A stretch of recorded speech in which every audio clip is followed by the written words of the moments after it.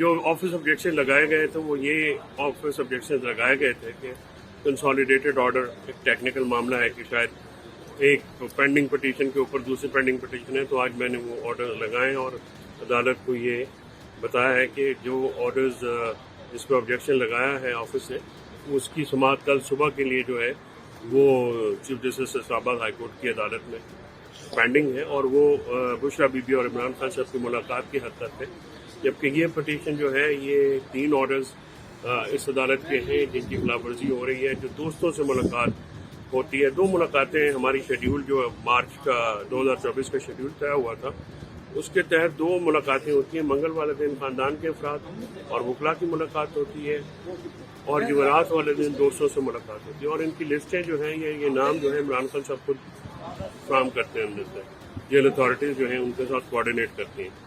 तो जो दोस्तों से मुलाकात है वो नवंबर के बाद एक दफ़ा उसके बाद नहीं हुई, 4-5 महीने हो गए हैं। तो उसके मुतालिक जो है ये ऑर्डर्स हैं जिनकी तौहीन लगाई गई, जिन पे अमल दरामद नहीं हुआ और जेल अथॉरिटीज़ जो हैं वो रिलक्टेंट थी। आपको आपने देखा होगा कि अक्सर हमारे जो पार्लियामेंटेरियन या पार्टी के अहदेदार आन जाते हैं लेकिन वहाँ पे काफ़ी खड़े होके वो उनको वापस कर दिया जाता है, बल्कि 1-2 दफ़ा तो पुलिस एक्शन हो गया, उनको बिठा भी लिया गया। तो ये जो हैं आज जज साहब ने कहा है कि उस पर कोई ऑर्डर पास करते हैं, तो भी महफूज कर लिया गया फैसला। तो ये तो आज की कार्रवाई थी।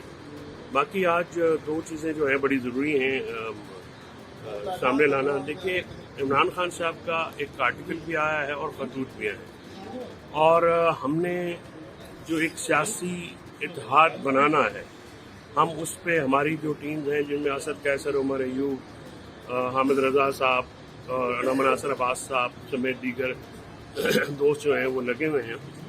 ये एंगेजमेंट कमेटी जो है ये उस इत्तेहाद के लिए काम कर रही है। आप देखिए कि जब हमारी एक मीटिंग हुई मौलाना साहब के साथ असद कैसर साहब के घर पे खाने के बाद, तो वज़ीर-ए-आज़म जो हैं वो उनके घर चले गए और उनका मकसद था ये इस इत्तेहाद को सबोटाज करना जो कि बनने जा रहा है।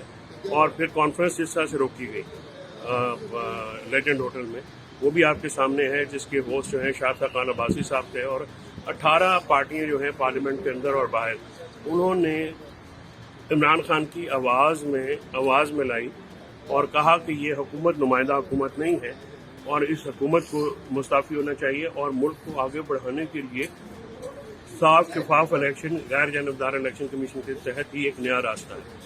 तो इसके जब हमारी ये बातचीत शुरू हुई तो इमरान खान साहब पर मुलाकातों पर पाबंदियाँ लगा दी गई, तारीखें लंबी डलवा दी गई ताकि ये इत्तेहाद जो है इसको रोका जाए। और 11 और 12 मार्च को भी मेरा अपना ख्याल है कि ये प्रोसीडिंग्स नहीं होने दी जाएंगी, क्योंकि इस प्रोसीडिंग्स को जो है रोका महज इस वजह से गया है कि एक तो इमरान खान साहब के पैगामात बाहर ना आ सकें जो कि फिर भी आ जाते हैं, उनका टाइम्स में आर्टिकल भी आ गया है। और इसके बाद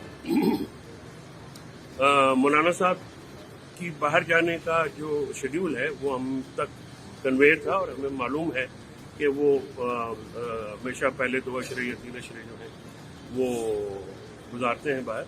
तो वापसी पे उनसे तक मुलाकात होगी। असद कैसर साहब समेत हमारे दूसरे अकाबरीन जो हैं उनके अकाबरीन के साथ राब्ते में हैं।